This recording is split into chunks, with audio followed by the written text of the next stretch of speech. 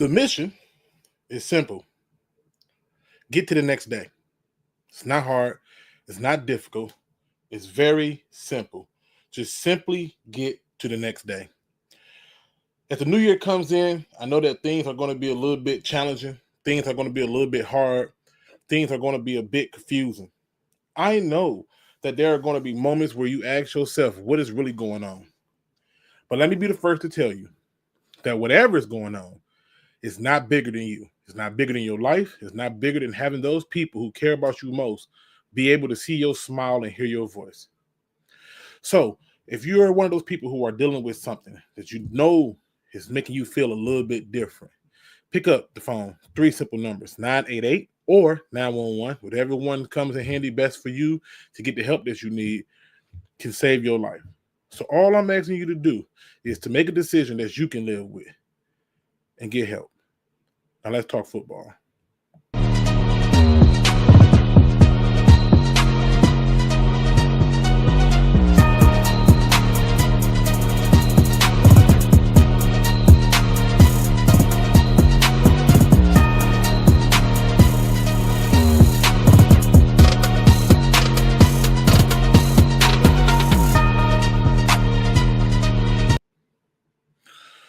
Pride Nation. Your boy been battling the flu, but let me just be clear about something. It's going to be all kind of real truths out here, some pettiness coming out here. I'm going to hurt some feelings today. I'm just telling you right now. If you're looking for a clean show where it's the Christian network, this ain't it. If you're looking for no cussing, this ain't the show for you today. If you're looking for me to be upset, I'm not. My biggest critics, I'm going to piss them off today. Why? Because I'm sick and tired of people wanting to challenge me but can't do what I do. If you're going to challenge me, then come on here and challenge me. But have some facts behind what you're talking about and leave the stats out of it. See, there's this thing that people like to do that they don't want to hear. Before I get into this whole mode of breaking this thing down, okay, I'm going to see who in the building with me, okay? Then after see who in the building with me, I'm going to lay down some simple ground rules for today's show. Very simple ground rules. And people not going to like it, okay? You're not going to like it. I'm going to talk about the playoff game.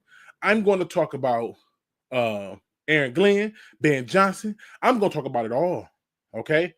And I'm going to invite you to jump in and talk about it with me. That way, if you don't agree with something that I say, please come in. Let's have a conversation. Let's do it that way and make it make sense, all right? The reason I say that is because unlike many other shows that give their opinion, you're not allowed to come on there and give yours. On here, feel free. Come on and talk your stuff. Tell me what you think it is, and let's go from there. I'm a big boy. I'm good, okay? But I'm just letting you know, to the critics who out there, and I'm going to put your ass on blast today, just because I know for a fact that when you think you're right, no matter how wrong you are, you just need somebody to remind you why you're wrong. And that's cool. You can have a different opinion, and that's all good, okay? Now, let's get who's in the building with me right now, all right? We got my man Looney Tune in the building. We got Friendly Neighborhood Lions fan in the building. Sweatbread is in the building. We got my man Jon Kapler in the building. We got Dolomite in the building. William Birch is in the building. Detroit D, Makai Holt is in the building. Perry Ball, Tim Hutchinson, One Funky Lions fan, Marcus Willis. We got Vandy Gaming in the building. Joe Lewis 313 in the building. We got Steven Farmer in the building. We got Tia Shores in the building. We have, make sure I ain't miss nobody. All right, making sure I ain't miss nobody. D-Map Zoom is in the building. If you in here, put something in the chat. I don't care what it is. I'm gonna shout you out. Midwest Lion. Let me go to my first one right here. First things first, the ground rules. Okay. Rule number 1. If you come in today's show to challenge me, please bring your facts with you, or I'm going to remove you and make you look real bad. Do not play yourself today. This ain't the day. Okay. Secondly, these are things that I am not accepting as excuses for the Detroit Lions loss to the Commanders. I don't want to hear about injuries. Please scrap that. Scrap that. That's a house rule. Don't come in here telling me about injuries. Injuries is the least of my concerns. I don't want to hear about injuries. I don't want to hear about Aaron Glenn.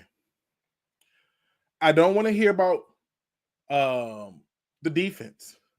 I don't want to hear about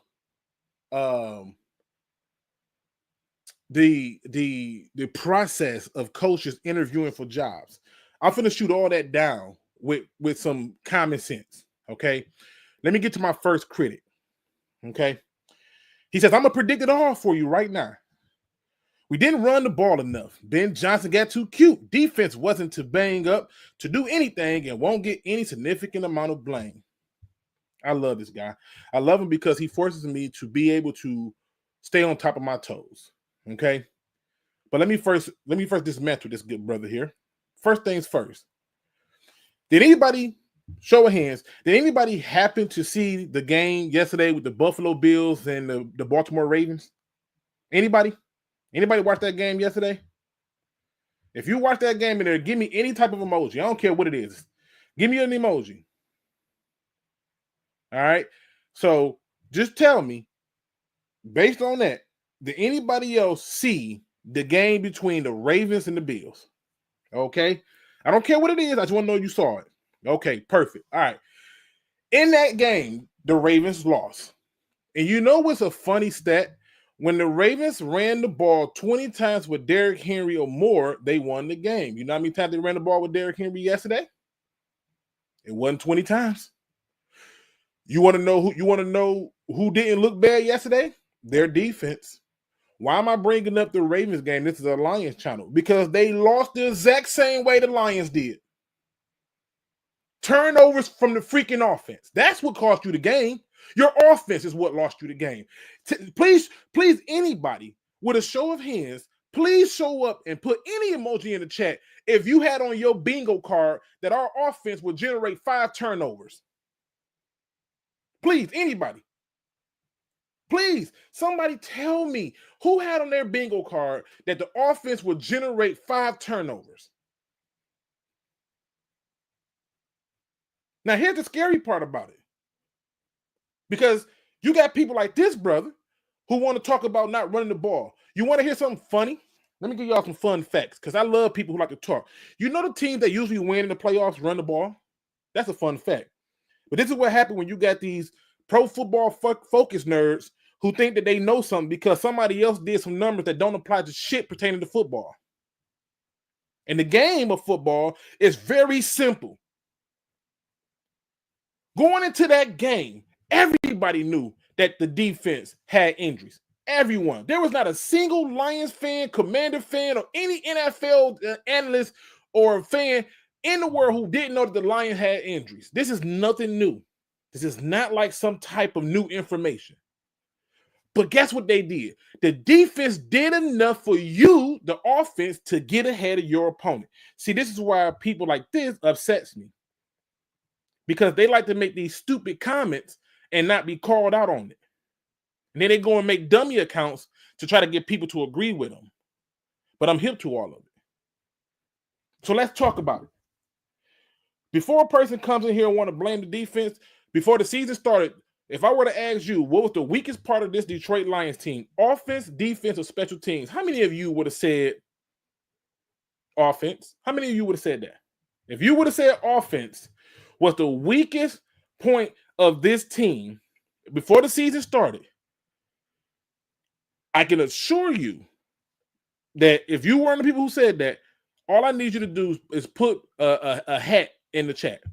If you were one of those people who believe that the offense was always the weakest point of this team, put a hat in the chat. Because I got a strange feeling you ain't going to find too many hats. And you know why? It's because the offense failed us. And guess what? I haven't even got to talking about Jared Goff, but this is why they traded Jared Goff to us. Because in the biggest moments, he's going to show up in these ways. But I'm not even blaming him. No, not Luke. Luke not blaming him. Luke blames Ben Johnson. Oh, how can Luke do such a thing like that? Why would Luke blame Ben freaking Johnson? Well, let me go to my first piece of freaking evidence. Do anybody happen to remember how the game started with the Lions? Do anybody remember how it started? I got to break it down like this because I know this is hard for people to understand, but I really want people to be clear about what it is. All right. And in case you were unaware about how the game started, because since this person is going to predict what I'm going to say, because, you know, they live on Pro Football Focus, let me show you some truths. From this point of the game, this is the opening kickoff, y'all.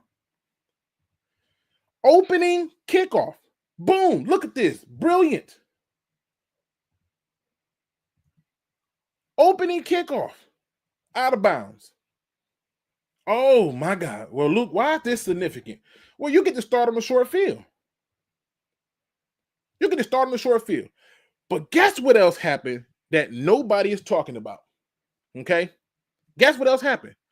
When we came out on that kick, who was the starting running back? Anybody in the chat, feel free to advise me on who in the hell was the starting running back at the beginning of the damn game. Please tell me. Who was the starting running back? And if you don't know, let me help you. It was Monty, David Montgomery, who clearly is still freaking hurt. How do I know he was hurt? I knew he was hurt when he couldn't get a yard and was dancing in the backfield. Monty don't dance in the backfield. He was still hurt. And you know what happened? The first thing I thought about is, and this part goes to Dan Campbell too, because Dan Campbell is the head coach and he vetoes everything. He has to tell Ben Johnson, hey, take that guy out. But this is what happens when you get a player coach. He's about the players. There was no reason Monty should have started the game. And do you know what happened after that? We went 3 and out and punted the ball away. But the other people, you know, the ones who can predict what I'm going to say, like they really did some prediction. Like I ain't already said this in my Discord, and they brought it over here. These type of people right here who make dummy accounts and do all this unnecessary stuff that don't make sense. But let's go to the facts. See, I don't gotta make up the film. Tell me what happened. The offense failed on every level possible. And guess what? I'm talking like this because I saw the exact same thing happen with the Ravens. Because when they decided to run the ball, what do you know? It worked. It absolutely worked. Let me bring y'all to my next exhibit. Because, see, this is for the people who want to talk about the defense, right? They want to blame Aaron Glenn. Oh, Aaron Glenn blitzed so much. News freaking flash. The guy that everybody was so hyped about, who looks like Rasheed Wallace, ain't shit. And people in the corners know about it that I've told I'm not impressed with the pickup of Za'Darius Smith. Za'Darius Smith ain't been nothing since he left Green Bay. Well, Luke, you can't say that. He had 4 sacks. I do not care. That was not a remedy to a problem that we had. The remedy goes back to a guy that I've been critical of, and Brad Holmes, and saying, won't you quit being cheap with the defense and really get us some people over there to help with the front seven? Now, you went all in on the secondary. Kudos. But clearly the front seven ain't doing it. They never even got near the quarterback without him blitzing. What was Aaron Glenn supposed to do? Tell me, what was he supposed to do? Was Aaron Glenn supposed to just sit back and just let them just call plays? Yes, he's got to call blitzes. You know why? Because your front four ain't shit. That's why. Your linebackers are slow. That's why. This is why I don't blame Aaron Glenn. He's been making us filet mignon with chicken bones for too long. When people came here, the worst part of this team was defense. The worst part of this team still remains defense. And guess what? I got people like Mr. William who don't want to talk about this. They don't want to talk about this. No. See, talking about things like this don't make sense. In a team where a defense is banged up, let's just take a quick look in the gander. Where defenses are banged up, okay? It's 4th and 1. Look how close they are to scoring position. They could have easily made a field goal right here. So you have a bad kick. Offense didn't go down and score on a short field. And the defense that's banged up and been banged up the whole time comes out and do this on 4th and 1. Now, I want y'all to do something that I had to go and do for myself. And I'm going to show y'all, for those who don't believe, because you have people who think stupidly, like Mr. William. The magic number for the Ravens to win games is 20 carries for Derrick Henry. Do y'all know how many carries Derrick Henry had at halftime? Let me make this big so the people can see. Y'all know how many carries Derrick Henry had at halftime? I'll give you a guess. Over or under, we're going to put it at 10. Would you say over or under 10? Over or under? We're going to put how many carries Derrick Henry had over or under at 10. Would you say over or under? Because I'm finna blow your mind from people like William Birch who want to sit here and say things. He had 6 carries at halftime, 8 carries by the time the third quarter started. How? Right? But that's not the scary part. No. That ain't the scary part. Let's talk about our Lions and how does this apply to the Detroit Lions? Because I gotta explain things a little differently for the people who want to be critics. Jahmyr Gibbs at halftime. Okay, I want y'all to hear me now. Hear me good. Jahmyr Gibbs at halftime had 9 carries for 96 yards. 9 carries for 96 yards in a touchdown. Stay with me now, people, because they're going to predict it, right? And I'm going to give everybody a chance to come on and call bullshit with me. Jahmyr Gibbs finishes the game with 14 carries for 105 yards. Now, somebody's going to come in and say, well, they couldn't keep running the ball with Jahmyr Gibbs because the Commanders figured out how to stop him. No, they didn't. No, they didn't. He had 9 carries. I want you to think about this. He had 9 freaking carries. You can do the math on this basic rule. How many carries did he have in the second half? If he had 9 in the first, and he ended up with 14, don't tell me that the Commanders stopped that. No. Well, Luke, they got too far behind. And I wonder why. What happened to get them behind? Now, again, there's people who are going to come in and tell you it's all the defense fault. Defense trash. Defense this. Defense. It's not. They've been trash. They've been having their problems, and that's what we've been used to.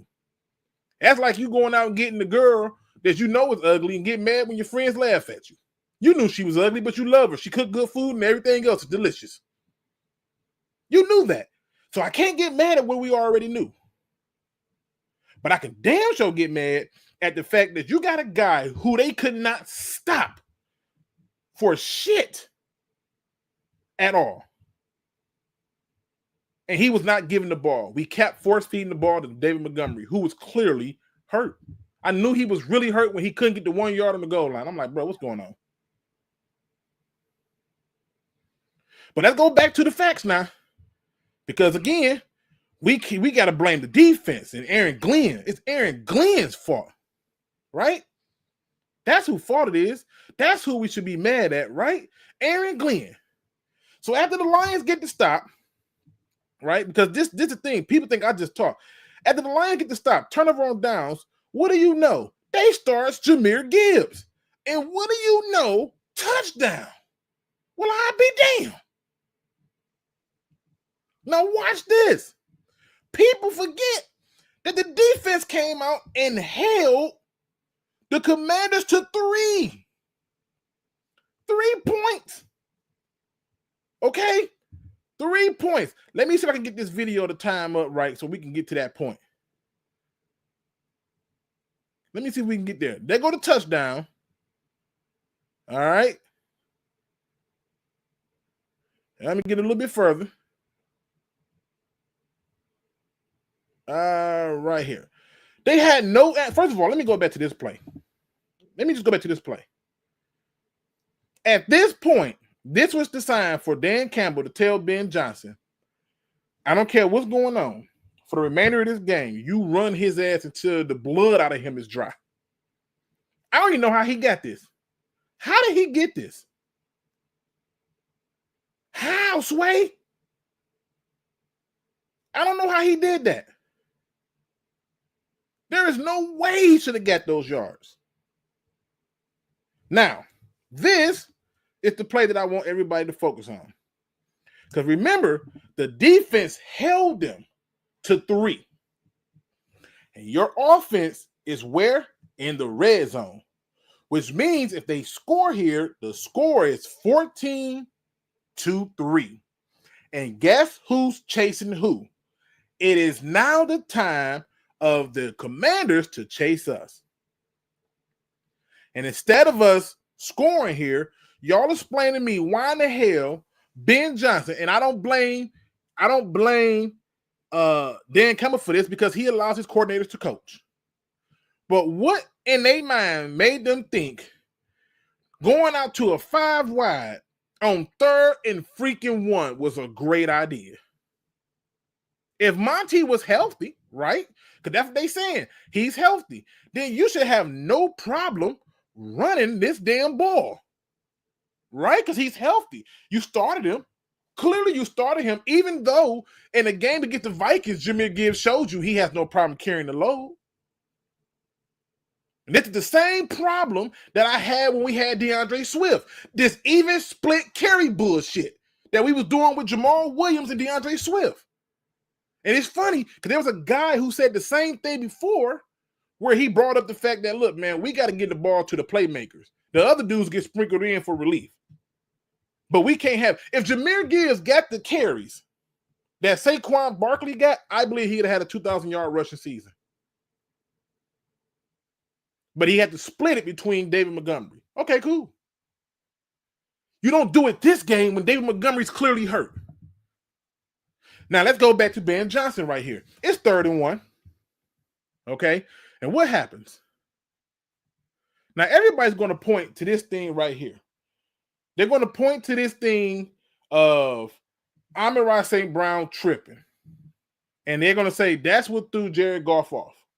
And if you look right there, where the linebacker is right there, you can see they're going to say that this is what threw Jared Goff off.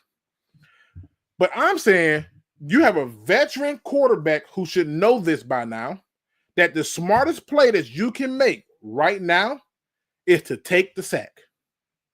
It's the only play you can make. The pocket is dead. It's collapsed. Graham Glasgow is who I thought he was. This is why when I was getting ready for my offseason previews, I was looking at guards. Because our guard situation is suspicious. Everybody was talking about the center, but damn that, the guards is worse. All right. And here's the thing. If this, let's say we're not even going to use Tom Brady. If this is Brock Purdy can get away from this and probably make some yards with his feet. And this is not a point to say we need a dual threat quarterback because that's not necessarily the point that I'm making. But the thing is if this is, say, I don't know, Matt Ryan, just take the freaking sack. What does this guy do? Too damn much. And now I want to show you how a defense who has now at this point lost to Meek Roberts is now back on the field. When they're in scoring position to do something, they're now back on the field. Now, people like William Birch would have you believe, but no, you run the fucking ball.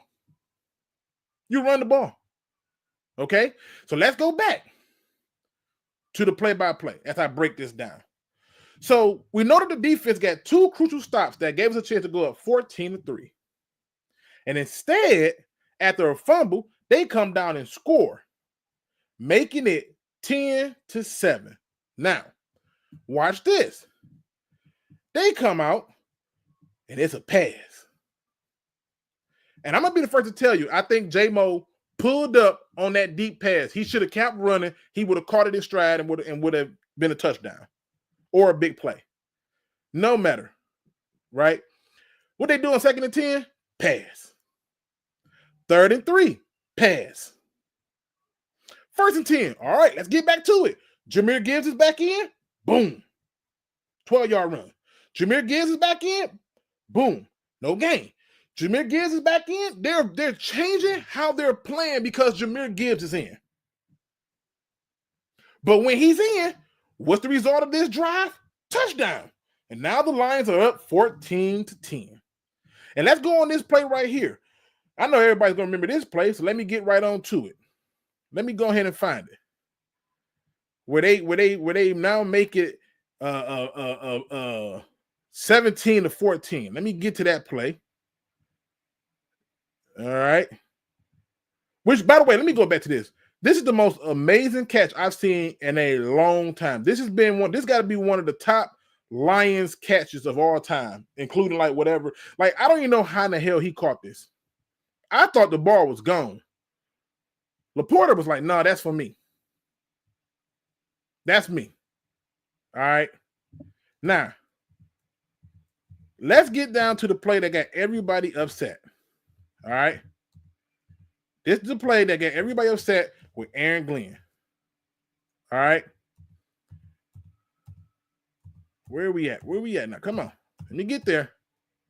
This play right here. All right. Now, I'm giving you all this because I'm finna get into all this other stuff, but I want people to understand, don't come in here with this silly shit today. On this play right here, and I'm going to have to slow this down. Where is it at? Right here. Boom. Let me slow this down a little bit. They're going to blitz Brian Branch from here to here. And he's going to quickly turn and throw. What I want you to first do is to look at the D-line. Just look at the D-line. That's all I want you to do. Because everybody's so upset about him blitzing. But look at your D-line. All right? This is what we're not going to talk about. We want to blame everybody else but the real people with the problem. Offense lost us the game, but we're going to get into it. Now, everybody's saying, well, they showed the blitz too soon. Watch your D-line.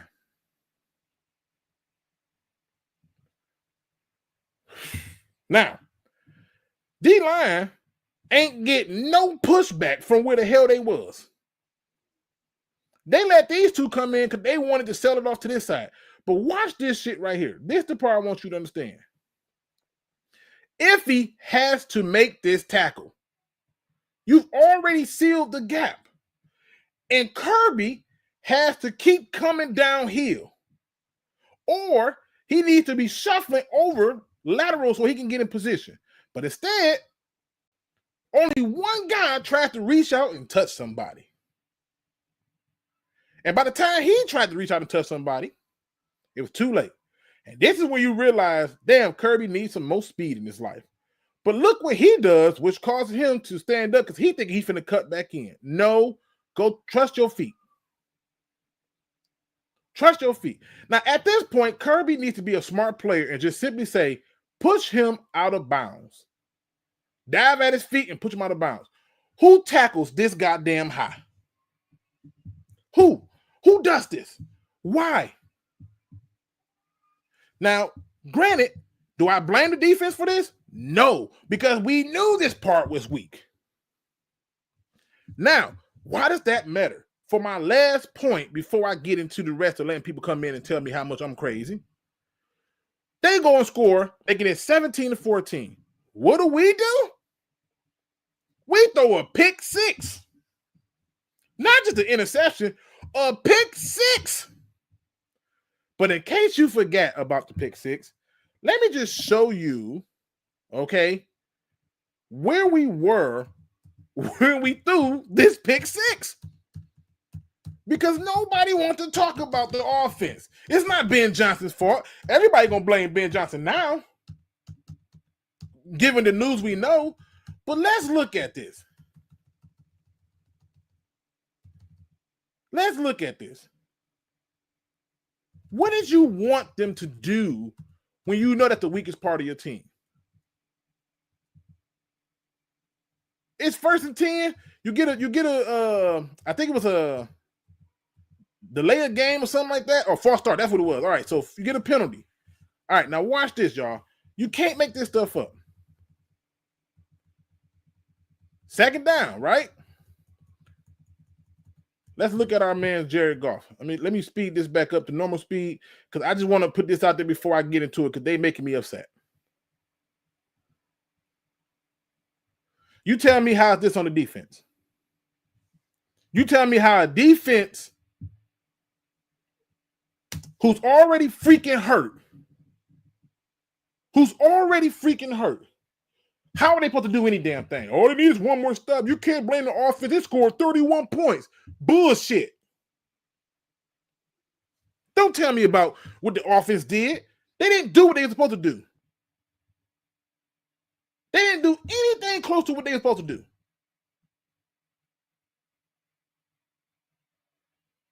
That's the whole point.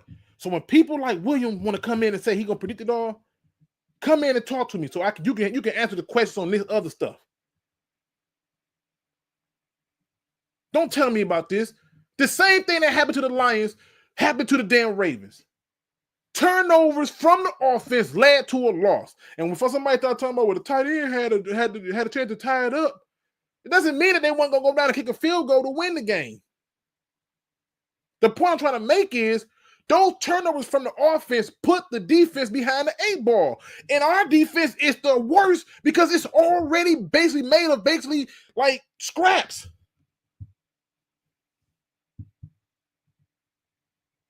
Which brings me to my next point. When I sit there and start talking about Brad Holmes this year, please spare me. Please. Yes, he's done some good things. I get it. But I've never subscribed to the notion he's the greatest GM in Lions history. High bar, right? Because we've had great GMs. High bar. Any sign of goodness was going to make that guy the greatest. It wasn't hard. It wasn't. Any sign of it. Now, that's what I have on that. Offense failed. They failure to run the ball with the hot hand failed. And their commitment to trying to get a guy who's clearly hurt in the game was the problem. Defense has the least blame. The absolute least. Now, I'm going to put the link in there. So if you want to come in and talk your stuff, feel free. I'm not going to shy away from none of that. But they lost because they didn't play Detroit Lions football.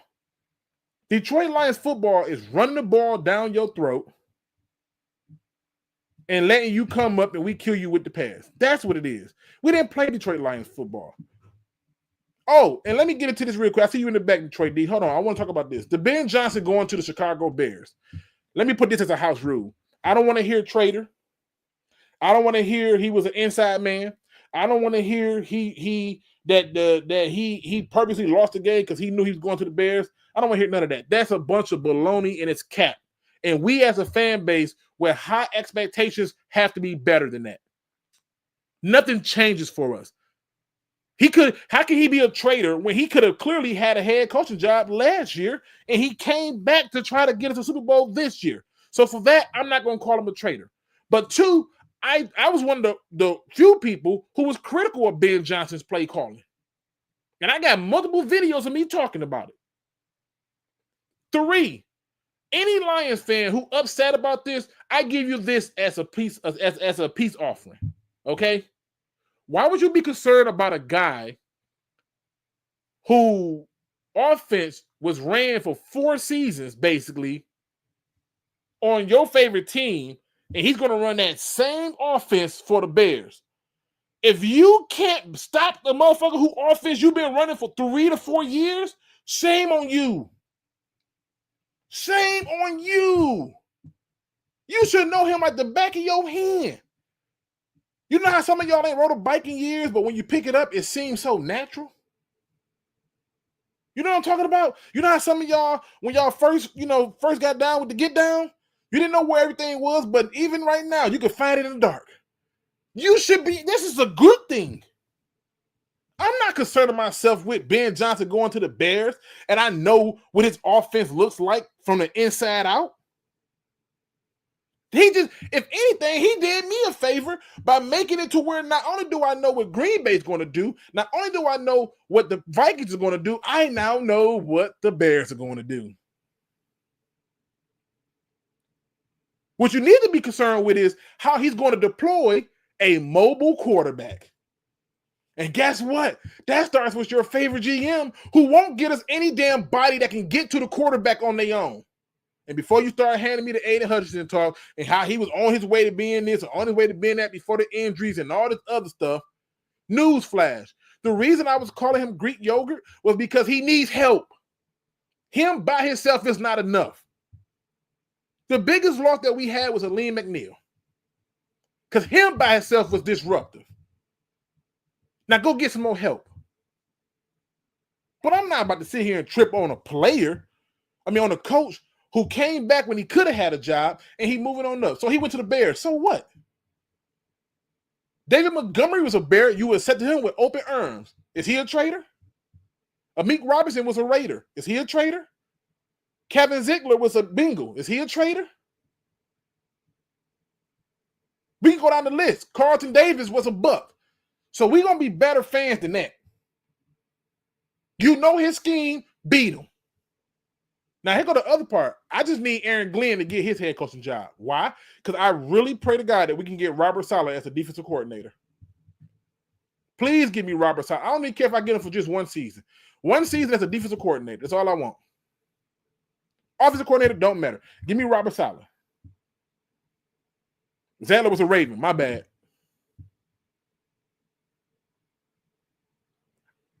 Hey, Dolomite, don't get me started on Mike. Hey, listen.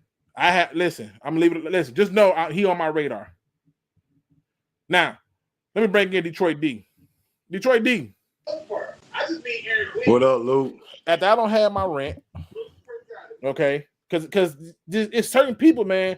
They look for every excuse to want to try to talk to me crazy, but the Lions have been winning with the same formula, which is running the ball, and then I got to come in to shit like this. Talking about I'm gonna predict it all right now. Yeah, we didn't run the damn ball. Do you know how many yards Jahmyr Gibbs was averaging at halftime? About 13 a carry. Come on now. About 13 a motherfucking carry, Luke. It's a goddamn shame that Ben Johnson and the Detroit Lions got away from what got us there. And that's a stout running game and living off play action. They wanted to let Jared Goff shine, and we know that Jared Goff is only a support player. He's played great, but hey man, he starting with that Minnesota game. He had 2 turnovers in that game. You know what I'm saying? Two bad interceptions and almost a safety. Then it carried over to this game here, you know what I mean, with the interceptions. He should have just took the check down with fucking goddamn Laporta. You know what I mean? He got greedy. You know what I mean? I'm so upset that we got away from the running game, man. They was not doing nothing with Gibbs. We never should have started Monty. We should have sprinkled Monty in. I really would have put Craig out there before Monty until we just wore him down. 100%. And if anything, I would have brought Monty in just simply to block, right? Like every now and then, I throw a block on the pass play. But to just listen, bro, David Montgomery had 4 carries for 4 yards at halftime. At halftime, they didn't really. They gave him another 3 carries in the second half. He couldn't do. He was hurt. It was so obvious he was hurt. Oh yeah, I mean he had no explosiveness. He couldn't cut like you say. He dancing when he got the ball. That is not Montgomery. Montgomery straight putting his foot in the ground and trying to put somebody on their back. Get out my way. That's what Montgomery do. Man, he couldn't do it. He was dancing in the backfield. That's when I knew he was hurt. Yeah. When I saw him in the backfield, I said he's still hurt. Why is he in the game? Yeah. That right there, I'll put on Dan Campbell. Oh, most definitely, man. He can veto all that. But when you tell me a defense gets, because you got to think, a defense with the amount of injury that they had really only need to make 2 stops in that game. And they made 1 in the first half, and they made another one in the start of the third quarter. Of course. So you're talking about if you don't turn the ball over with a pick 6. Because if you think about it, that pick 6 gave them a whole nother touchdown that they would have never had. Already, Luke, already. If we only turned the ball over twice, you take away the pick 6, and we just turned the ball over twice, we still put up 31 goddamn points. And the Just defense did enough. Ball. The That's defense the best did enough for against you Dave to succeed. Daniels. It did enough. Like they should have ran the ball to keep Daniels on the sideline. That's the best defense against a goddamn quarterback you having a problem with. Exactly. Keep his ass on the sideline. Run the fucking ball. What did they do? What they did was they slow burned us. If you would have told me that we would have lost this game because of the offense, I'd have said, man, that's not on my bingo card. 5 turnovers, that interception at the end of by halftime. I would like for J-Mo to come back to the ball, but that was a great play by the defender. But here's my real undercut it because Goff ain't putting nothing on it. But here's my other issue: why are we throwing it right there? Being greedy. You in field goal range. Being greedy and pressing. All season, Goff was taking what the defense was giving them, especially on the pick 6. They played the same fucking defense the Vikings have been showing us in both fucking games, dropping 8. You know what I'm saying? And he got greedy, going to Tim Patrick, who wasn't even coming out his fucking break. Again, it's one of them things where somebody wants you to believe that is the defense fault. Nah, it wasn't the defense fault. It was poor execution and a piss poor game plan by the offense. Hands down. They wanted, just like in the Baltimore game, they wanted the quarterback to shine. You got fucking Derrick Henry and Lamar Jackson. Run that motherfucker till they can't. When they ran it in the third quarter, went right down the fucking field against Buffalo, we could have been doing the same thing against their ass. It scored. But guess what they were doing? They were trying to feature the quarterback. In a game that was like -5 or -8, whatever. It was cold as hell. I know. Listen, it was -3 here in Detroit. -3. So in Buffalo, it was cold as hell. You hear me? Motherfucker. Right? They right off the water. So they feeling it. But for you to throw a pick 6, and I don't want to hear about the referees should have called a penalty for when Jared Goff got hit. I don't care. The ball shouldn't even be in their hands. Nope. Shouldn't have. I just hate, man, that you had Gibbs on fire out there. We going against the 30th ranked run fucking defense. Run the fucking ball. And I'm finna show you something else. Hold on. I'm finna show you something. Because this is the thing that people want to talk about. William ain't gonna say this. I see you back there, Juan. I see you back there in Michigan. I guess y'all coming up, brother. Please don't go nowhere. I just want to show this really quick, okay? Because I'm telling you, I don't think people understand. We just wasted a great opportunity and a great fucking season by goddamn getting cute. And listen, watch this. Let's look at this play. Do y'all see how many people rushed? 3. 3. Yeah, he dropped 8. Ooh. Now watch this. Watch this. Any other time, Jared Goff, like you said, would have took what he got. Yeah, Laporta. Just take him. And he had a man in the fucking flat on the right. Just take him. Just take it. Don't overthink it. Just take it. That's it. Take Laporta. Because guess what? Even at the very best, you took 4 yards off. You got Amon-Ra in the fucking flat, or is that Craig Reynolds going to be in the flat? I think it's Reynolds going to be in the flat too. But guess what? Even if you throw this ball, you can't overthrow a 6'3" receiver this much. Come on now. Nah. And he had no pressure, Luke. Come on, bro. Step up in the fucking pocket and deliver the ball, man. Come on. Look, man. I got people waiting. They want to vent too. I appreciate you for coming through. Already. Keep popping your shit, my brother. To me, it blows my mind. It just blows my mind. The thing that gets you there, you just forgot. Yeah, we are a running play action team. Which, by the way, to William, who thinks that just run the ball is not the answer. That's what got us there. Every successful season we've had, we've ran the ball. 91 ran the ball. 93, 95 ran the ball. 2024. When we had Reggie Bush, he was the first 1,000-yard rusher we had since Barry. Yeah, ran the ball. The playoffs. Ran the ball. We didn't play the high hand, man. Thanks, Detroit D, for coming through, man. Hope to see you in the chat. Let me bring in my other guests. All right, again, to the people who worried about Ben Johnson, if you cannot, for some reason, beat the guy who offense has been in your face for all these years, you should be ashamed of yourself. I'm sorry. Let's bring in my man Juan W in the building. Man, I love that damn coat. But let's go. Talk about it, man. Hey, you see me, man. Got the Axel Foley on for everybody. So just to give everybody context, I know people waiting behind me. I live in D.C. I haven't lived in Detroit in 20 years. After college, I moved here. So I'm in the den for real. Like, I was out there amongst 300 Commander fans, man, getting haggled. I thought I was gonna have to call all y'all on here to come out and help me fight my way out of that place. I was at the casino here, right, and talking trash, but they were on me. And guess what? Jared Goff and Ben Johnson didn't make it no better for me. So I just had to take it. I had to eat it out here in DC. So just right quick, man. They had 2 weeks to prepare for the Commanders. It wasn't like they were playing the Eagles, the Chiefs. They had 2 weeks to prepare for the Commanders. And you tell me they march out on the field and start Monty after 2 weeks of thinking about it? You had a 5-game sample size with Gibbs showing you who he is. He's already hot. You know how you have a hot comb on the stove? I'm old school.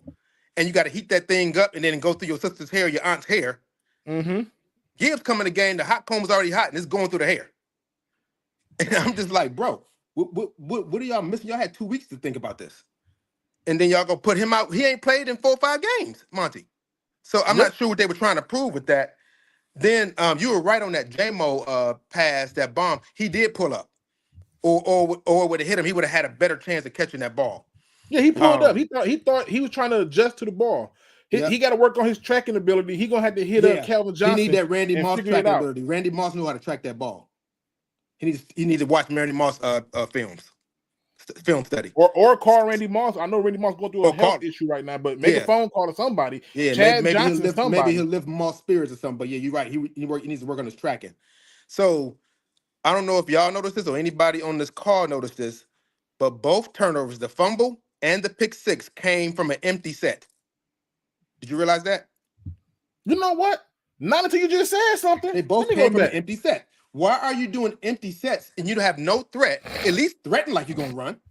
Have Monty in there, have Gibbs in there, something. Don't empty the back. Both of those turnovers, 2 of his 4 turnovers came from an empty set. I just want y'all to note that.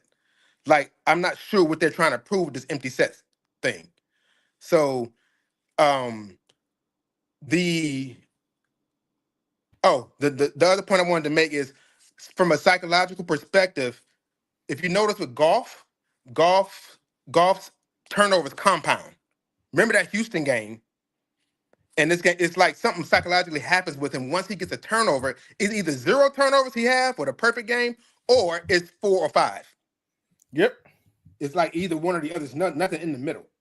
And so I'm not sure where his head was, but I just don't think that what's his name? Ben Johnson's head was totally in the game. I'm not gonna say he sabotaged or whatever, but I just don't think he was totally like 100% focused on executing in this game or calling the plays. But I'm gonna respectfully disagree with you. I'm gonna tell you why. I think his head was in it because guess what? What's better than being able to go on and saying that I got this team to a Super Bowl, right? It can only help him further, right? He's already the hot name for the head coach that everybody wants. Right, so it can only help him. That's why I don't want to hear about the interview because this interview stuff been happening for years, and the other teams have still been winning. Yeah. You don't think they was interviewing coaches on Kansas City? You don't think they was interviewing coaches on the Eagles? This has been happening for years. It's like that. I think the only reason I said that, man. I agree with you. The only reason I said that because it just bothers me so much that JMO pass that he had him playing. Like, you're in the 4th quarter. Why would you have the most immature guy on the team making a critical decision in the 4th quarter, a non-quarterback player? Hey, listen. So that was killing me. I'm only gonna say, the last thing I'm gonna say about the offense. Does anybody know why they skipped Hendon Hooker? All what's the name came in and did was hand the ball off. It don't make no freaking sense. Listen, bro. It don't make no sense. Winning a high school championship 3 weeks ago. You know what that tells me? Skipped over Hendon Hooker. Hendon Hooker been there for two years. What are y'all not telling us? You know that tells me. Hendon Hooker? That tells me that they didn't want to put him in a situation that they felt was too big for him. And this is what annoys me about this. Hendon Hooker was a Heisman. He was a Heisman candidate before he got hurt. He was. If Hendon Hooker didn't get hurt, he's not getting drafted by the Lions. I want to be clear to people on this. Yeah. If Hendon Hooker he would have been way up in that draft. He would have been taken in the first to second round. Yep. Okay. Yeah, I remember that. All I'm saying is this: If all you Something's ask him to do is to run the ball, Hendon Hooker could have came in and did that. That's what I'm saying. Something's off, Luke. They're not telling us something. But this is what happens when you got these backdoor conversations to feed people more than this. And this is one of the reasons why I was so critical of Ben Johnson. And I got yelled at time in and time again when I would come on after a win and be like, the play calling stunk. Or maybe what you talking about, we won, let's enjoy the win. Man, I don't want to hear that. That play calling, we can't win like that. He made a lot of mistakes in the play calling, and it was obvious mistakes and blatant. You're not going to get away with that, and especially with somebody like Jaden Daniels. They coming in playing their game. I'm a pose a quick question. I know people are waiting. I was looking at that game. I was like, man, I might want to have old 10-year veteran Bobby Wagner than Jack Campbell. Because Jack Campbell looks so slow. Hasn't shown me first round talent yet. And I told people when I made the video, he did not look like it to me. Like I wouldn't draft him until like $6.5 million. He looks so slow, and at times even he make a play here and there. Don't get me wrong, but for the most part, he just not first round plays. That's what I'm saying. Like you don't see it. Plays. And then he the one that hurt. He the one that hurt Amir. He didn't even hit the play. That earned break. He tackles blind. He tackles blind, and that again, that's why I tell people don't come here talking about no defense, man. The defense is always the weakest part. It's been the weakest part since Ben Johnson, since they got here. That's been the weakest part of our team, and that's why I've been on Brad. We might have missed on that pick, man. I'm trying to tell you, we didn't get no SEC linebackers that move side to side, thumpers that move side to side. We might have missed on that pick. That's all. Did you see in the Bills game? Did you see who was causing havoc for them? The linebacker Milano for the Bills? Oh, yeah. I saw that, man. Come on, bro. And you saw what Jalen Carter was doing to disrupt the Rams. They couldn't handle Jalen Carter. Jalen Carter was a menace. And don't get me wrong. We got Jahmyr Gibbs. We said we weren't going to take the D tackle. Yep. I believe that we could have still got Jahmyr Gibbs and still got Jalen Carter, but cool. But I'm like... that's the trade-off. And I'm with you. I'm like, cut Zadarius Smith. Let him walk now. Like, I wasn't impressed when we got him. Y'all asked me what my thoughts was. I'm like, whatever. I'm like, anybody who can help. And last thing, on defense, tackling is not coaching. You learn tackling in Pop Warner. So that's bad tackling. That's not coaching. Yeah, that's not coaching. Yeah, I mean, like I said, they was there. They can talk about that blitz all you want. There was two defenders there. The film you just showed with my man splitting our defenders. I was like, how did they both miss him? They both missed, and the third dude couldn't get him pushed out of bounds. Kirby took the wrong angle. Yeah, a bad angle, a really bad angle. That's what I'm saying. It's oh my god, dude. Like, it's just so crazy because I wanted to hit them points right quick. It's just so crazy because listen, Juan, everything that I pointed out, and I got yelled at, and I said, okay, let me just reel it back because people don't want to hear it, but it's the truth. Y'all not censoring me in 2025. I'm telling you right now. You don't want to hear it? Come on here and challenge me. I'm calling it like I see it. I'm telling y'all when I see certain things. And now they talking about the guy who's going to take over offensive play calling is supposed to be Scotty Montgomery. Okay, cool. I don't care. Because guess what? I was ready for Ben Johnson to go. And why? Not because I thought he was bad, but because I thought teams started to figure him out and he needed to call more of those trick plays to throw him off. And that was great. Those trick plays were great. But I didn't like the fact that he wasn't willing to stay with the high hand. And the high hand was a guy who go by the name of Sonic and clearly showed that they don't want to deal with him. I thought they were bringing in Bridgewater to be the next offensive coordinator because I thought they had the inside scoop. That's what I thought. I thought they was bringing him in to teach him to be the coordinator. Sort of like what happened with Kellen Moore. I thought they was doing the same thing with Bridgewater, and I still believe that that's what they're doing. But for me to sit there and watch a game, time in and time out, and say, hey, we won 15 games, and you losing the divisional round like you the Dallas Cowboys, is unacceptable, especially when the reason you lose is because of your offense. Yeah, unacceptable. It's like y'all had 2 weeks to prepare for this, man. Like y'all didn't come out with no steam. The Commanders was coming out with way more juice than we came out with, man. And then, but you know, as soon as Gibbs got in, he went straight to work. Like y'all wasted that whole first possession, having Monty in there, and that that was a disservice to Monty, honestly. And to be honest with you, I watched it in real time. I went back and watched the whole game again, and I'm telling you, every time David Montgomery came in, you saw them play different. Mm-hmm. When Gibbs came in, there's a home run threat back there. He can break it at any time because he was killing them. He was killing them out the backfield. He was killing them on the run. right? Like everything, he can have his way. And it's the thing that they don't realize. Yeah. Even when you look at the game in and of itself, guess what the first thing you realize and you notice on a lot of these plays is when Gibbs was in, they was changing like everything. Oh, we got to be on this and we got to miss. When them other guys came in, which they brought Craig Reynolds in on that pick 6, but on the other guys came in, they was like, Gibbs ain't in, go get him. Every time. Every time. Yeah. And guess what? I'm going to tell you another thing. Y'all not going to like this. Y'all ain't going to like this. I ain't said this one yet, but y'all not going to like this. I'm getting real tired of J-Mo. I'm getting real tired of this dude, and I'm going to tell you why. It's the stupid shit, the little things that start to become real big problems. You go reverse, you finish score. What are you pulling up for? We are literally buying and dying for time. Yeah. Get your ass in the end zone, act like you've been there before, and go get ready for the next play. Exactly. And then what do you do? This game is far from over. What do? You get to humping on the ground where they're going to fine you for, and they can't wait for you to do something else to give you a 1-game suspension. Chill out, bro. Yep. Like, bro, chill out. Like, the greatest ever to ever do it, Barry Sanders, was just hand the ball to the ref. Like, the game ain't over. Or take it a step further. Barry Sanders would get stopped a bunch of times, but they kept giving him the ball. How does Jameer get? You know what? Let me go back. I gotta go look at this. You know how it's just some things that you think about after the fact, and I gotta look at this just because I don't want to be the guy to say something and I ain't did the research. I just want to look at it for myself. So I'm just curious, y'all. Now, Jahmyr Gibbs has been on the Detroit Lions, and he did his thing. I blame Ben Johnson.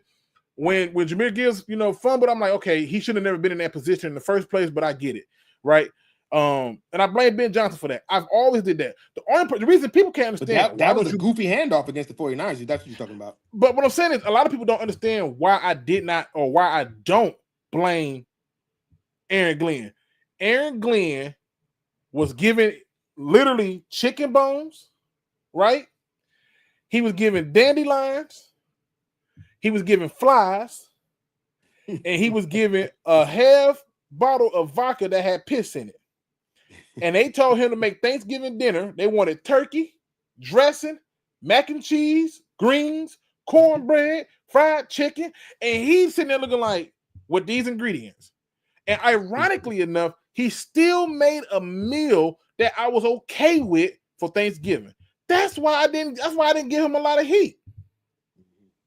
That's why. Yep. But let me go back and look against the Minnesota. But it goes back to what you're saying, though, Luke. What's the name? Brad Holmes needs to stop shopping at the clearance rack for that defense and go out and get us a dude. I can't talk about Brad Holmes. I'm a hater. Remember, I can't talk about Brad Holmes. He's shopping at the clearance rack. It's not a Brad Holmes issue. Man. I'm a hater, and I'm not even going to bring up Emmanuel Mosley. That could have helped us. Listen. I told people this. I said he bringing all these hurt people. Emmanuel Mosley was coming off an injury. I had William Burch telling me Najee Davenport, Marcus Davenport going to be great for us. This man ain't been healthy ever.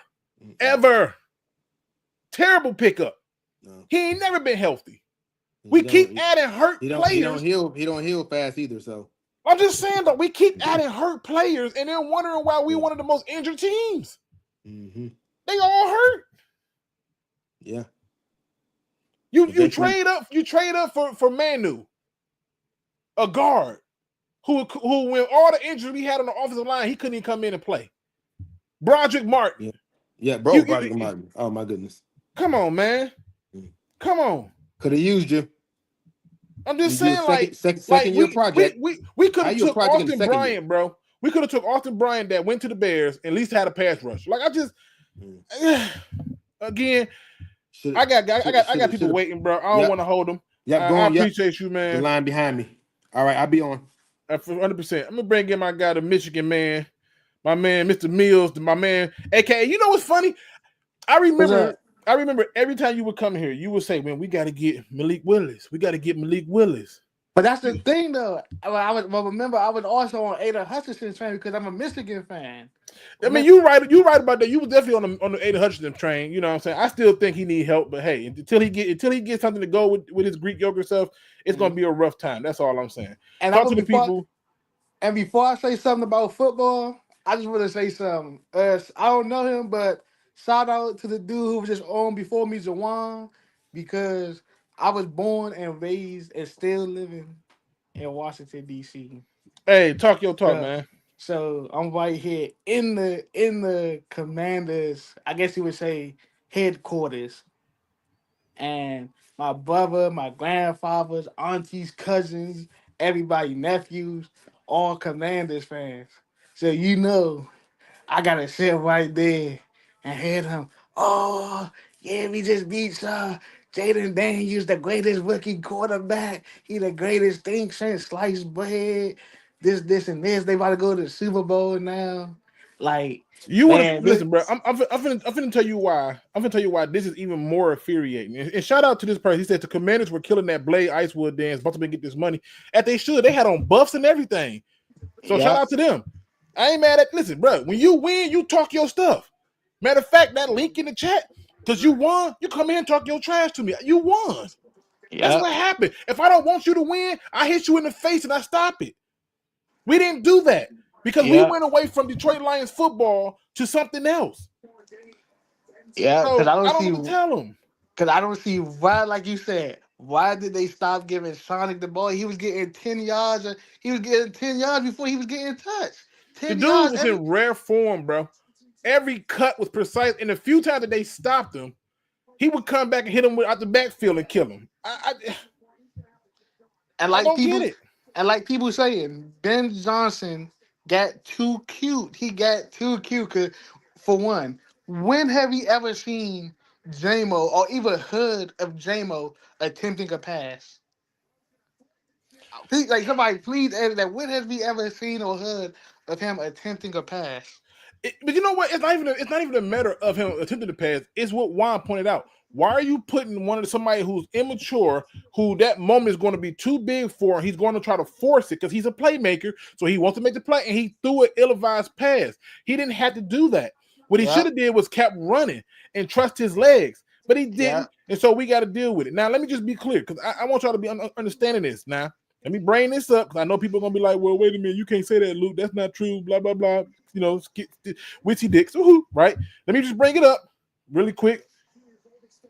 I'm gonna say this right now.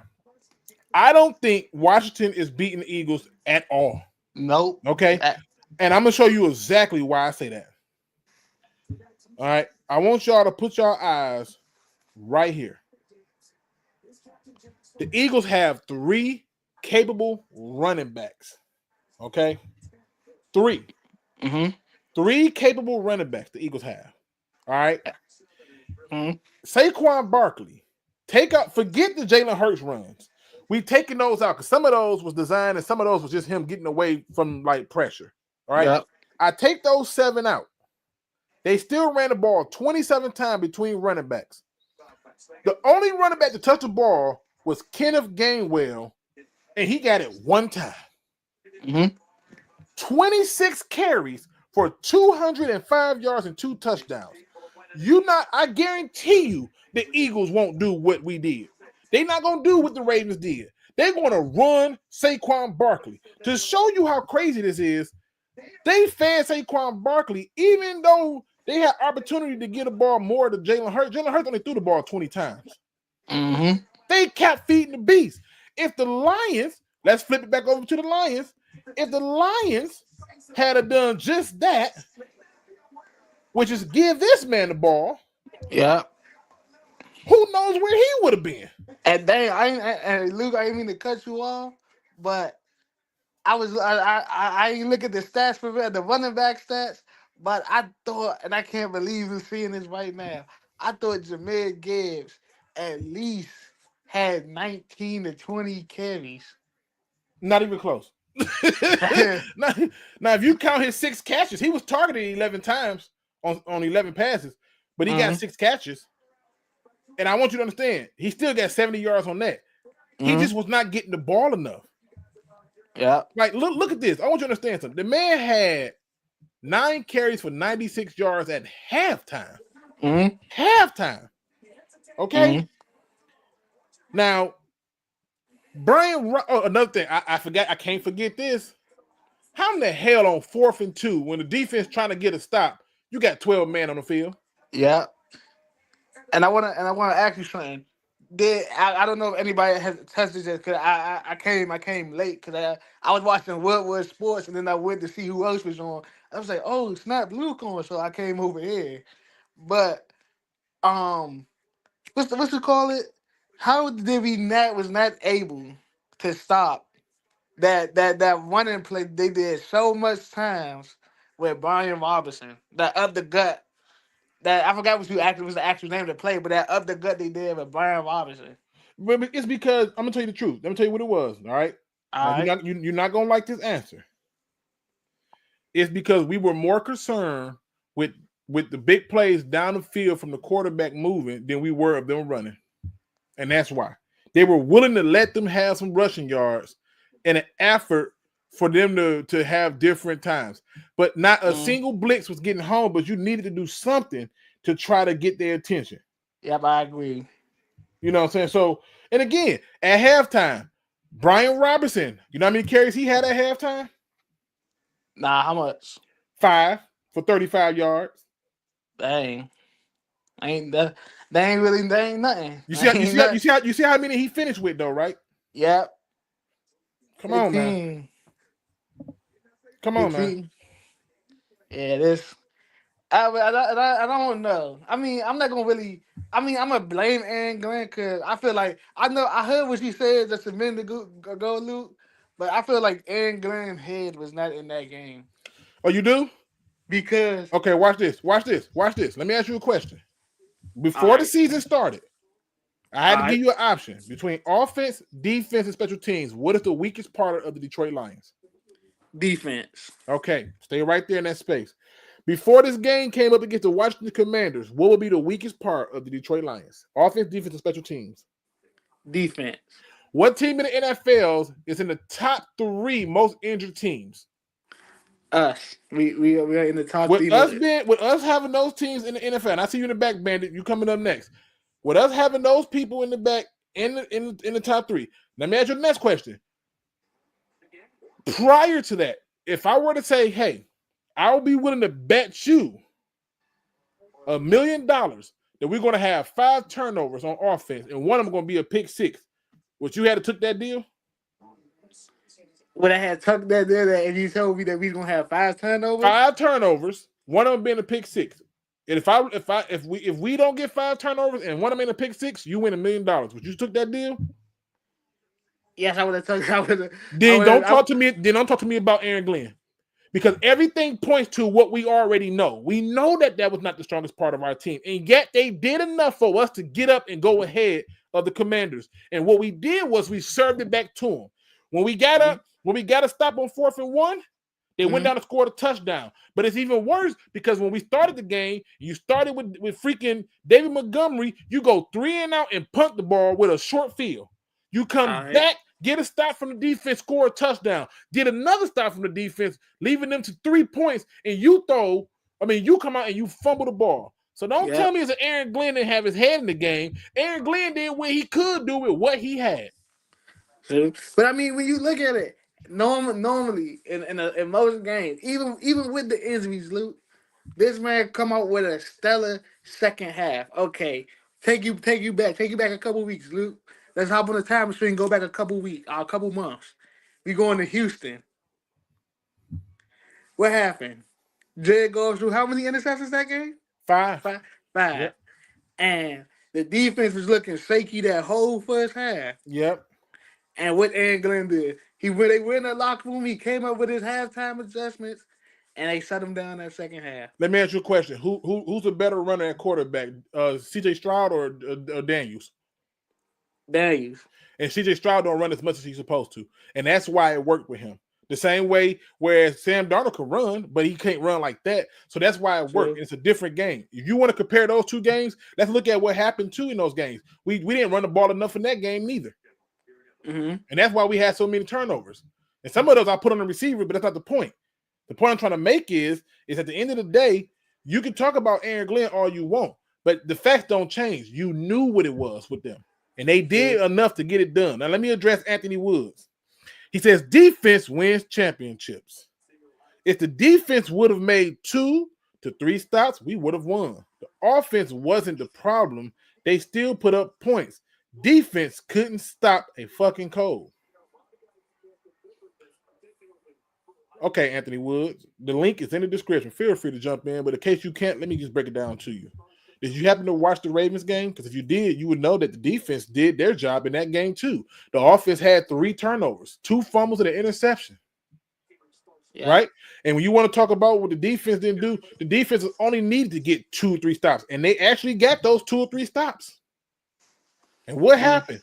The offense absolutely shit themselves. You see, the defense went out and got a stop on 4th and 1. And the offense should have scored on that short field that they got after that bad kick that went out of bounds, but they didn't. Then after the defense get a stop on 4th and 1, they scored a touchdown. Then what they do? They held the offense of the Commanders to 3 points. And as we get ready to go down and score, we go 5 wide on a 3rd and 1 and fumble. And they go down and they score, making it 10-7. And then we put Jahmyr Gibbs in and we score again. Now all of a sudden, the score is now 14-10. And what do we do right after that? We give up a touchdown. Okay, fine. But now we get the ball back with a chance to go back up because the offense has already put them behind the bad bind. And what do we do further? We throw a pick 6. So instead of it now being 21-17 or 14-3, it's 24-14. You tell me what more stops you need the defense to do. Not to mention, they had to make stops. It ain't like we just got the ball back to put up points. Yeah, defense do win championships. It's an old cliche saying. Don't get it twisted. But offense can lose you games too. Yeah. And Luke, after I just want to make one more comment. And then you can tell me that I can't wait till you start doing your mock drafts. I'm already in my bag, bro. I'm already in my bag because I got three defensive end prospects that I'm looking at. I know you're gonna most likely hate it. One play for Texas A&M, and the other 2 play for the Buckeyes. Okay, well, listen, we're going to talk about it. Yeah. You know? So, Thank you for having me on, and I'm going to be in the comment section. As always, bro. Listen. All right. And again, Anthony Wood, he can feel the way he want to feel. It's obvious. It's so easy for a Lions fan to look and say, well, we scored 31, and you can't ask a team to score 31 and still lose the game. I can when you gave up 5 turnovers. And 3 of them was in the red zone. The interception that they threw before halftime, you was in field goal range. That's 3 points right there. You was in field goal range.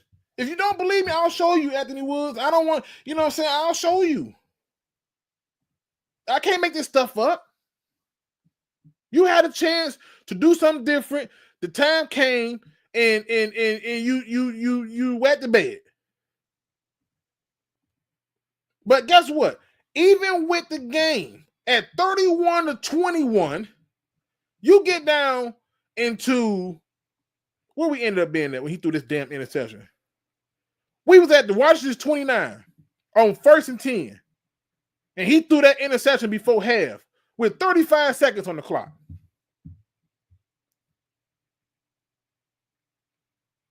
If you get 3 right there,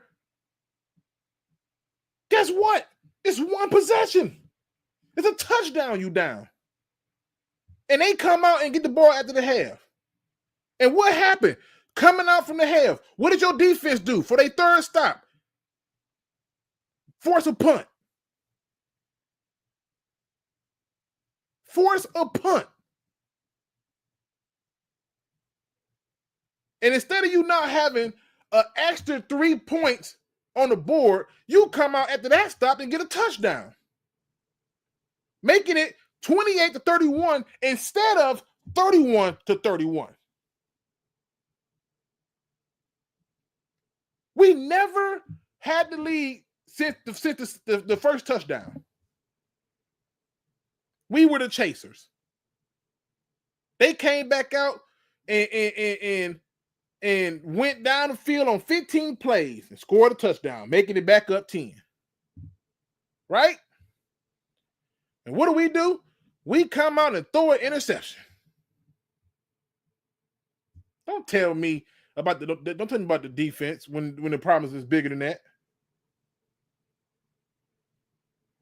Shout out to Tony Chase. The offense takes the blame. Ben Johnson takes the blame. And any Lions fan who's concerned themselves with that stuff should be ashamed of themselves. If you cannot beat Ben Johnson's Chicago Bears and you've been under his offense the entire time, shame on you. Shame on you. Let me bring in Bandit, man. Bandit, what up, though? Oh.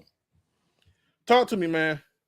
I put it like this. The same reason why we lost the NFC Championship game, the same reason why we lost the division game.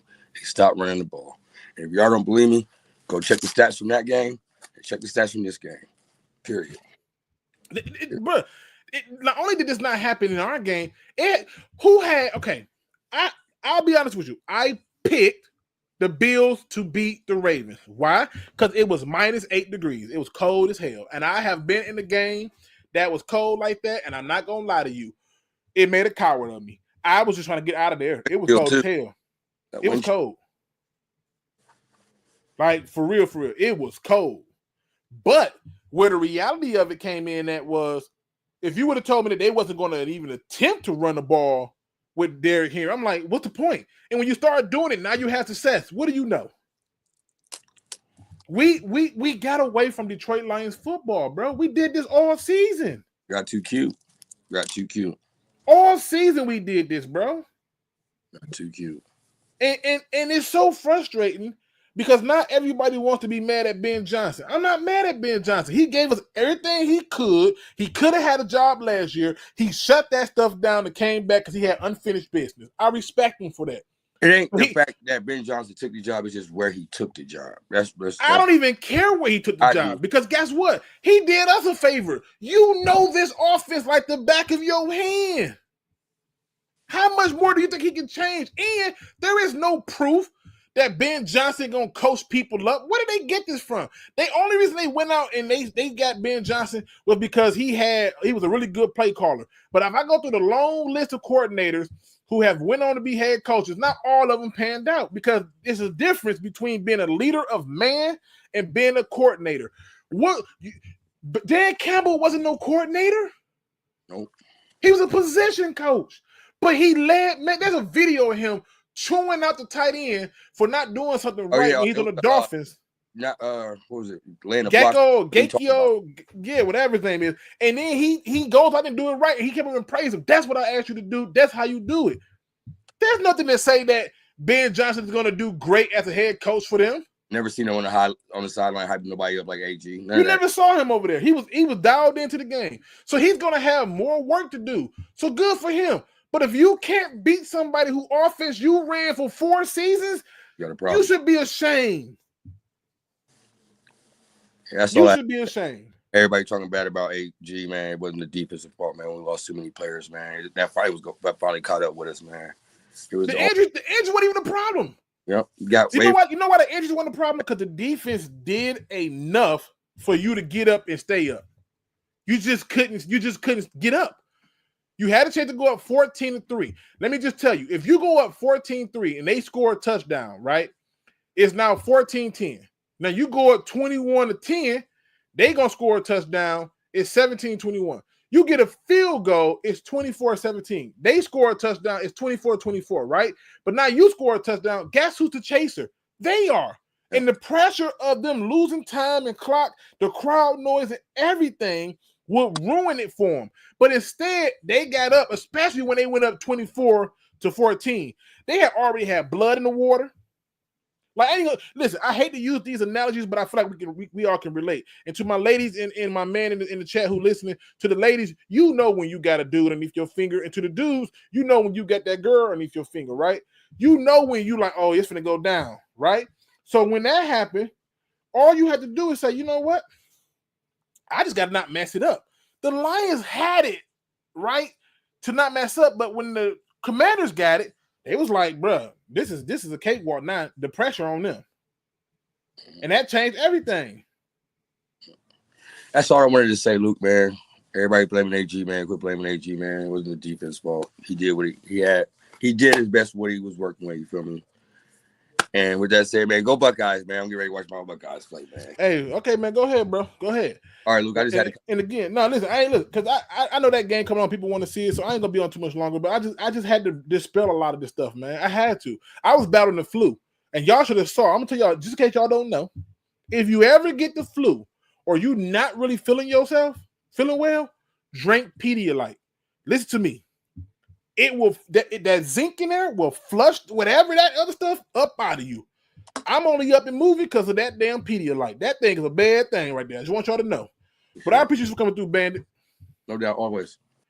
Will Hella Heat says AG will get a head coaching job and most likely find a spot for Deuce Staley on his staff and will end up the better head coach over Ben Johnson. I agree. I think Aaron Glenn is going to be a better head coach than Ben Johnson. I do. I really do. I think Ben Johnson is going to be very much similar to like Josh Daniels. Great coordinator, not a really good head coach. And that's cool. Maybe he come back to Detroit. I don't know. But that's cool. I just think in my head, at least the way I'm thinking, and this is one of the reasons why I want Aaron Glenn to get his job, I want Robert Saleh as the defensive coordinator.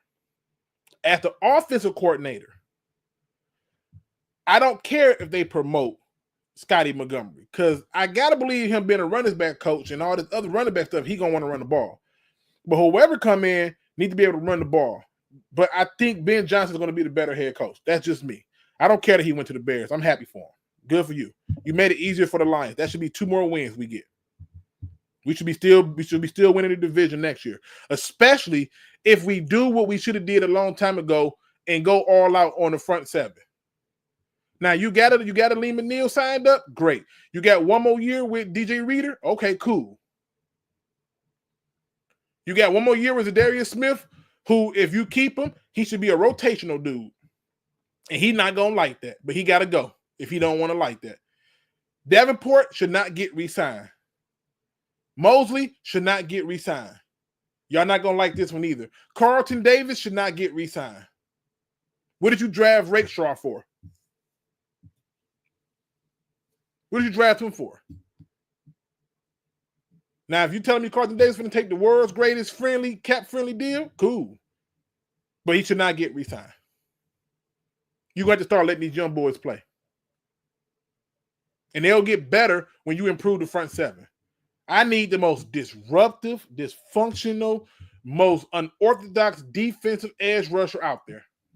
If that means you mortgage your draft to somehow finagle Max Crosby from them, good, go do it.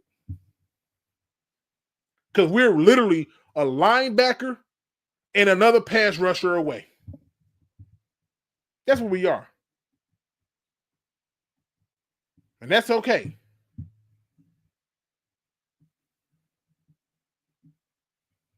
And I agree with you, Easy Lions Minute. He said defense got stops when needed, and it was the right call more often than not. The offense failed miserably. And every person who blames the defense and blames AG, you're fooling yourself. You did not watch the same game. You just didn't want to admit it.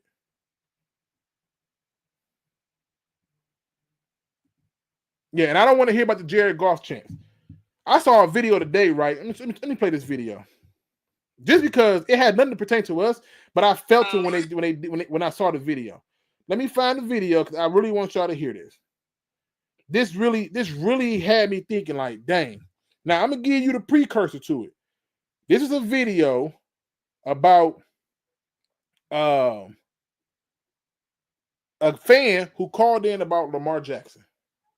Same old shit. Same old fucking shit. Lamar Jackson, another early playoff exit. We're king of the fucking regular season. Well, who gives a fuck? Who gives a fuck? Give him another MVP. What else? He ain't gonna win a Super Bowl. He ain't gonna go up when it fucking matters. Same old shit. What? Jared Goff has done this before. He's been absolutely phenomenal in the regular season. And in the biggest games where when it really counts, he's had these moments. And some of it wasn't his fault. He should have never been put in a position to have it.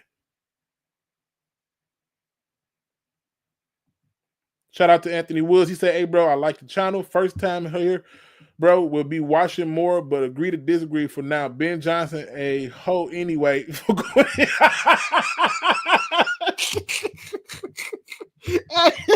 hey, hey, listen, this is a good thing for us as a Lions. I want you to be clear about this.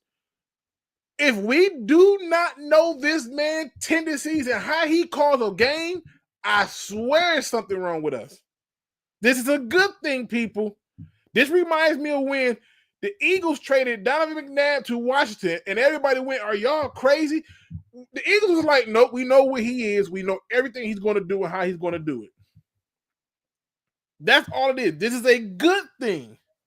And the reason I want Robert Saleh is because just like Aaron Glenn, I've seen Saleh get a whole lot out of nothing.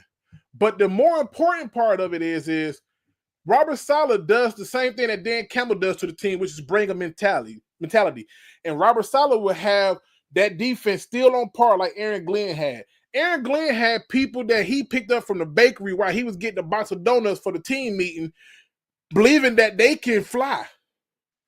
He was literally crack cocaine for people who had no hope. He had them believing that they can do this.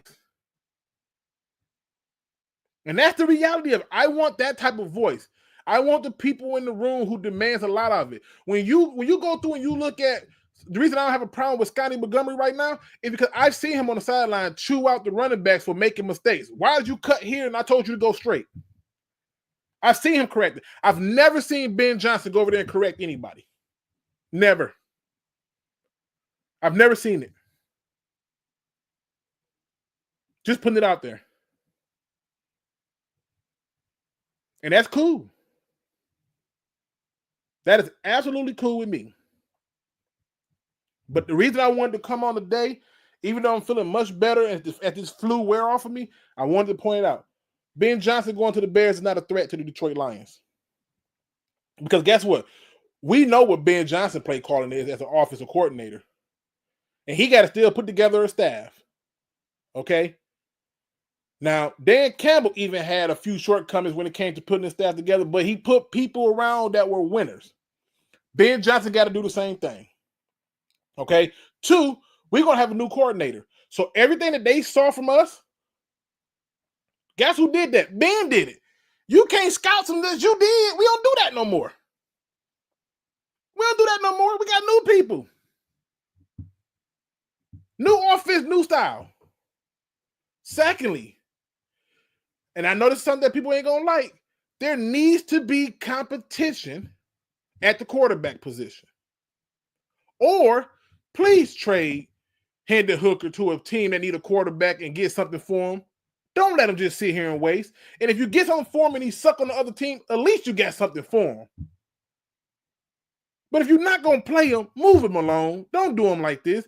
Everybody forgets this. But Ty Johnson, y'all remember Ty Johnson, the Detroit Lions running back? Remember him? Is on the Bills balling right now. A lot of these players go into bad situations where teams don't want them to be successful or don't want them to do what they did to get drafted. Joey Harrington is another one of those examples where he was literally put in a position to fail. And as soon as he went somewhere else, he performed better. Even though he was shell-shocked. I just don't want to waste no more time with this stuff. Our general manager, I'm not making no more excuses. Don't come in here telling me I can't criticize him no more. And then want to tell me it's the defense. Where he went up, he's drafted this. This is what William Burch always said. He drafted this many defensive players. Watch this. In the chat, stay with me. Any last one of y'all in the chat. If put a 1 if you would, and a 2 if you would not. A 1 if you would, and a 2 if you would not. Would you be upset if Josh Pascal was not on this team next year? Put a 1 for yes, 2 for no. In the chat. This is the type of stuff that I don't think people think about.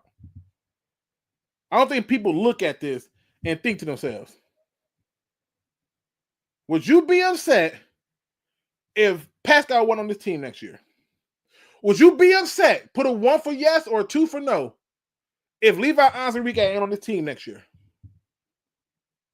Would you be upset if Broderick Martin ain't on this team next year? Would you be upset? I'm just showing you these are the people that he drafted. If Marcus Davenport ain't on this team next year, would you be upset? Would you be upset if who's the other dude? What the hell is the dude's name? I'm drawing a blank on the goddamn dude's name. I'm trying to think of all these people that he drafted on defense. All these people. The only ones you would be upset about is Aleem McNeil. You would be upset if Ellis Anzalone probably left. You would be upset if Aiden Hutchinson left. You would be upset if Terrion left. Brian Branch or Kirby left. You'd be upset with those. Those are all good picks. But when you look at the central part of the interior defense on out to the linebackers, you're not going to tell me we can't, take care of some other people, man. That's all I'm saying. That's all I'm saying, man. I don't want to be on too long because I do want to see that game myself and give me something to look at. So I'll get into the final thoughts. My plan is to go live tomorrow. And I'm going to have some fun with that too. To the people who showed up, showed me love, hit that like button and who subscribed. I appreciate you. If you are a Commanders fan, hey, congratulations to you. The only way you can hold an L if you don't know how to take one. And I know how to take an L. To see the L don't become an L until you compound it with another L. So y'all won the game. Y'all did what was necessary and needed to do. Y'all took advantage of the moment. Kudos to y'all. Talk your stuff. Boss up and get this money. Put on the buffs. Everything else you want to do. Cool. But to the people who worried about Ben Johnson, don't be. To the people who want to be mad at Dan Campbell, well, guess what? Dan Campbell has sparked a movement that literally came back and bit him in the butt because the Commanders went for it on fourth down a whole lot, and they didn't care. They didn't follow the script. They kept that beat-up defense out there and said, y'all going to have to stop us. I'm going to probably go live tomorrow about 6 o'clock. Yeah, that's the plan. Luke, you don't like Malcolm or Derek Burns? This is my problem. Derek Burns, they have yet to really let him play in full time, but I believe we can upgrade from Derek Burns. Malcolm Rodriguez is just not big enough. He's not. And he's not consistent enough for me to be too hyped. Like, I just need one linebacker that's like a Patrick Quin. I mean, Roquan Smith. I need something like that.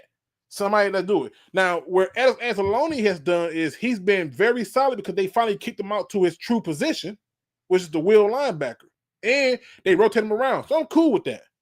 Jack Campbell, I would not be upset one bit if we upgraded from him. I would not be upset one bit if we upgraded from Derek Barnes. And I wanted Derek Barnes, but I don't believe we're using Derek Barnes to his full potential. I would not be upset one bit if we moved on from Malcolm Rodriguez. In other words, I am not afraid of change. Change is a good thing. If we did not have change, I couldn't be on YouTube talking to y'all like this without having to worry about being lynched. Things have changed for a reason. Even in the ashes of a fire, something new grows. And so I'm okay with that. You know what I'm saying? So y'all know me. I can't end no show unless I end it on a positive note. And today's positive quote comes from the internet. I don't never know who say these no more because I see it. If it's fire, I like it. It's just that simple. But today's positive quote says, just disappear. Then go to war with the person in the mirror and don't come back until you win. Some of y'all not see y'all like competition when y'all can beat up on somebody else. But when it comes time for you to really challenge yourself and put competition on yourself, you shy away from it. You're afraid of that competition. That's too much for you. See, you get into this little path where you don't want to be willing to challenge yourself to be better than who you are. But I'm gonna tell you right now, you got to stop and get focused. Okay, stop focusing so much on the cards you was dealt and start focusing on how you're going to play the hand that you got. You see, there's a difference in people's mentality. When you sit there and you fall short or you fail at something, it ain't because you fell short or you fail because you just couldn't do it. It's because sometimes when you're doing the right things need to happen to remind you of why you're doing what you're doing. And this is the most important part of it all. When you done beating the shit out of yourself and you come back a winner, watch how everybody notice something different about you. But your haters going to remind you of who you used to be. They're going to remind you of what you used to do and all the things you used to be about. And that's where you got to be your biggest hero and remind them that who you once knew is not who I am today. So with that being said, ladies and gentlemen, make sure you hit that like, subscribe, notification bell. And as always, don't be no chump. Please do your research. And if you're going to challenge me, come with some facts. I'm out.